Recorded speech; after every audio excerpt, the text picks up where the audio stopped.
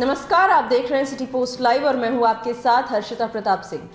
2024 का लोकसभा चुनाव बेहद नजदीक है, लेकिन इंडिया गठबंधन में अब भी कोई क्लैरिटी देखने को नहीं मिल रही है। इंडिया गठबंधन में अब भी लोकसभा चुनाव के लिए सीटों का बंटवारा नहीं हो पाया है और आने वाले चुनाव के लिए सीटों का फॉर्मूला बनाना इंडिया गठबंधन में आसान नहीं रहने वाला है। एक तरफ गठबंधन में अब तक ये नहीं फैसला लिया गया है कि सीटों का बंटवारा किस तरीके से होना है, तो वहीं दूसरी ओर वाम दलों ने अपने लड़ने लायक सीटों पर दावा ठोकना शुरू कर दिया है। सीटों पर चुनाव लड़ने की तैयारी भी शुरू कर दी है।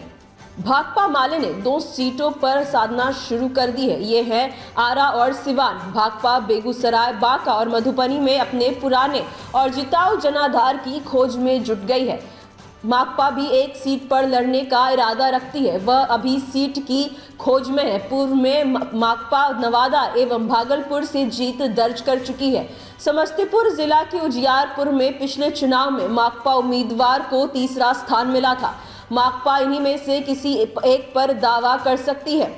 भाकपा के राज्य सचिव राम नरेश पांडे ने बताया कि मधुबनी में 6 और बेगूसराय लोकसभा क्षेत्र में 2 बार हमारे पार्टी के उम्मीदवारों की जीत हो चुकी है। इन सीटों पर कई बार हमारे उम्मीदवार दूसरे नंबर पर रहे हैं। बांका के 2 चुनावों में भाकपा को सम्मानजनक वोट मिला था, इसलिए इन सीटों पर हमारे दावे का तार्किक आधार है। भाकपा माले आरा और सिवान लोकसभा क्षेत्रों में तैयारी कर रही है। आरा में 1979 में उसकी जीत हुई थी। उस समय इंडियन पीपुल्स फ्रंट के नाम से भाकपा माले चुनाव लड़ती थी। 2019 में आरा में माले उम्मीदवार राजू यादव को 4,19,000 वोट मिला था। इसी तरह सिवान भी उसका आधार क्षेत्र रहा है।